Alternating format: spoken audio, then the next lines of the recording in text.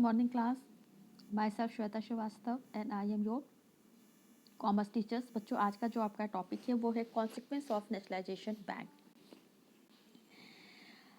There was an octroi against the bank and nationalization from the certain section of the country who went to the extent of challenging the validity of the bank nationalization law in the Supreme Court. In fact, these sections represented vested interests which were hit hard by the nationalization of bank. Nationalisation के बाद हमारे bank में कुछ चीज़ों पे ज़्यादा focus किया गया. But the ordinary people welcome the nationalisation bank. हमारे जो ऑर्डनरी पीपल है वो बैंकों के नेशनलाइजेशन से काफ़ी खुश है. The government of India did nothing improper in nationalisation the major bank in the country.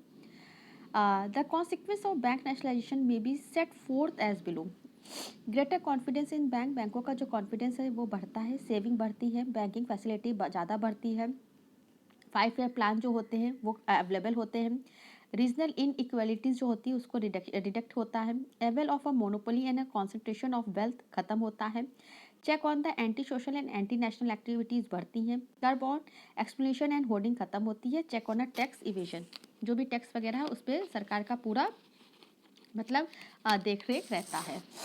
अब इसके बाद आपका नेक्स्ट आता है progress of bank after nationalisation. Nationalisation के बाद बैंकों में कैसे कैसे प्रोग्रेस हुई है. सबसे पहला है expansion of a bank branches. Nationalisation of a 14 and 6 commercial bank. 14 और 6 कमर्शियल बैंक जब नेशनलाइज्ड हुए तो इनकी जो ब्रांचेस थी रूरल और सेमी अर्बन एरिया में वो एक्सपेंड हुई. It was also done to the initiate banking habits among the people. और लोगों में बैंकों में जमा करने की जो हैबिट थी वो ज़्यादा बढ़ती गई. स्मॉल सेविंग मोबिलाइज हुई. At the time of nationalisation only 5,000 village had bank office. 5,000 बैंकों में ही बैंक के ऑफिस है. तो but the rate of branches expansion जैसे जैसे लेकिन नेशनलाइजेशन के बाद इनकी ब्रांचेस एक्सपेंड हुई. There are 33,061 bank officer in a rural area. As per a new policy के द्वारा हिली region which are the sparsely populated and the tribal area are to be the given special consideration for branches expansion. There is a lot of a progress in the case of expansion of a branches. इस वजह से nationalisation के बाद धीरे धीरे हमारी जो बैंकों की ब्रांचेस थी वो दिन प्रतिदिन बढ़ती चढ़ी गई. इसके अलावा आपने जो भी ब्रांचेस थी वो असम, नागालैंड, जम्मू एंड कश्मीर, बिहार, उड़ीसा इन सब में भी काफ़ी ब्रांचेस नए नए बैंकों की खुलती चली गई. इसके बाद आपका नेक्स्ट आता है deposit mobilisation. Another objective of a nationalisation was to mobilise deposit by opening branches in the rural area and by developing the banking habit among the people. लोगों में बचत की भावना बढ़ती गई और रूरल एरिया में भी नई नई ब्रांचेस खुलती गई. Since nationalisation the deposit have gone up to rupees 46 crore in 1969 to over rupees 12,55,079 crore by the end of the 2002. मतलब 2002 तक इसकी जो प्रोग्रेस था पैसों का वो 12,55,795 तक बढ़ गया.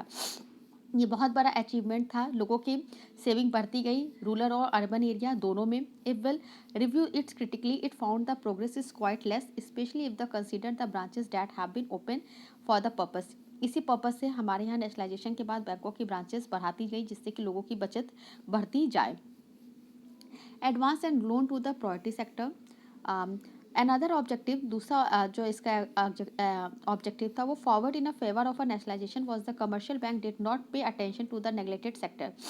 There were after profit but the after nationalisation जैसे ही नेशनलाइजेशन हो गया है हमारे जो कमर्शियल बैंक थे उन्होंने small scale industry, road and water transport, retail trade, small business, self employed person in सब पे काफ़ी लोन देना वगैरह शुरू किया. Previously, such person did not get the loan because they were poor and could not arrange the for suitable security. The aim of a banking has changed. The nationalization bank have the contributed toward the development of these neglected sector. जो भी ये neglected sector थे इसके बाद nationalisation होने के बाद बैंकों ने इन क्षेत्रों पे ज़्यादा फोकस किया. Finance for plan. One object of the nationalization is that adequate finance can be received from the Bank of Economics Plan.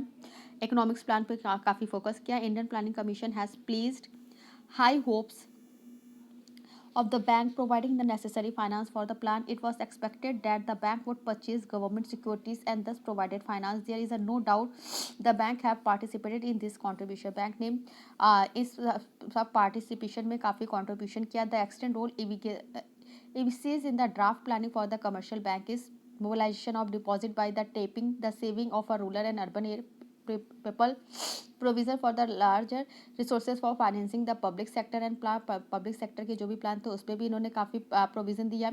Increase the share of a priority sector, weaker section of the community. Next है deployment of a bank credit budget plan to provide the larger credit of the priority sector and for essential purpose and also maintain the price stability. Next आपका आता है lead bank scheme. Another scheme toward the development mental of effort is that introduction to lead bank scheme को बढ़ावा मिला. इसमें क्या होता था, जो भी गाइडलाइन वगैरह होती थी ओपनिंग ब्रांचेस के लिए, उनको उनकी क्रेडिट को बढ़ाने के लिए, फैसिलिटी देने के लिए, सेविंग को मोबिलाइज करने के लिए, जो भी हमारे डिस्ट्रिक्ट के रिसोर्सेज सरप्लस होते थे, इन सब चीज़ों पे काफ़ी ध्यान दिया गया.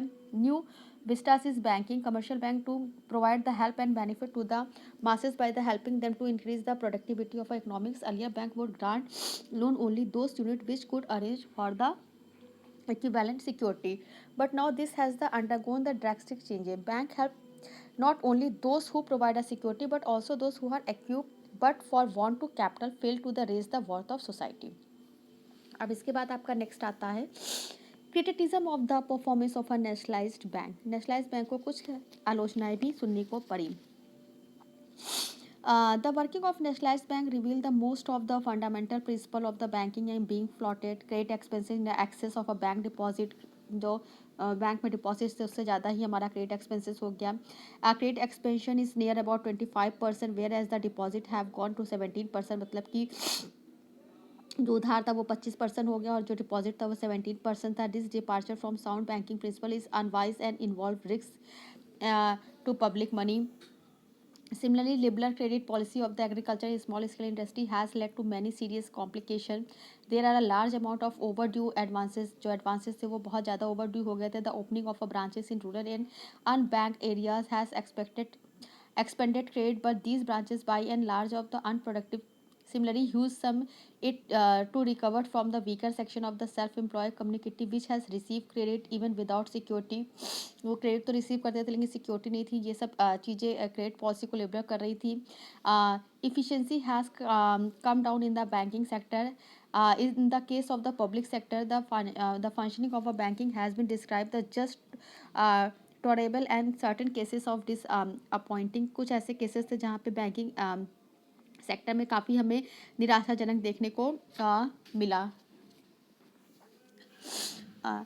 The estimate committee of the Lok Sabha 1975 headed by the R.K. Sinha expressed the great discountenance over the working of nationalized bank. It is being felt and the second nationalization was not expected and there was no public demand for it. The reason advanced in the favor of a second nationalization are not valid. All the commercial bank are perfectly under the control of the Reserve Bank of India. ज़्यादातर commercial bank Reserve Bank के under में थे and they have no channelize certain percentage of the deposit into the sector approved the Reserve Bank of India. मतलब कुछ ऐसी चीज़ें थी जो दिन प्रतिदिन बढ़ती चली जा रही थी.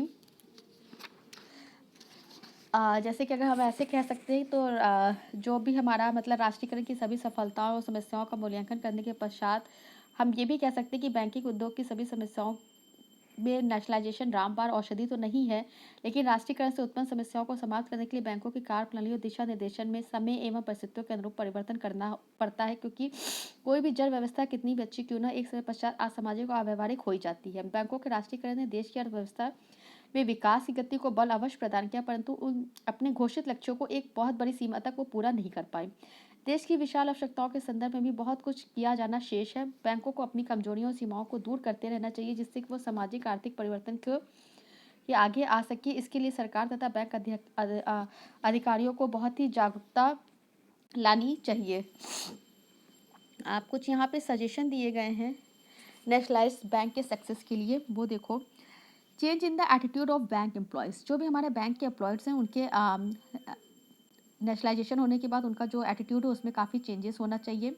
उन्हें पब्लिक के लिए ज़्यादा से ज़्यादा काम करना चाहिए. सेकेंड है facility connected with the credit extension. The government should provide the facility of transportation, water, electricity, telephone etcetera also along with the extension of a credit by the bank.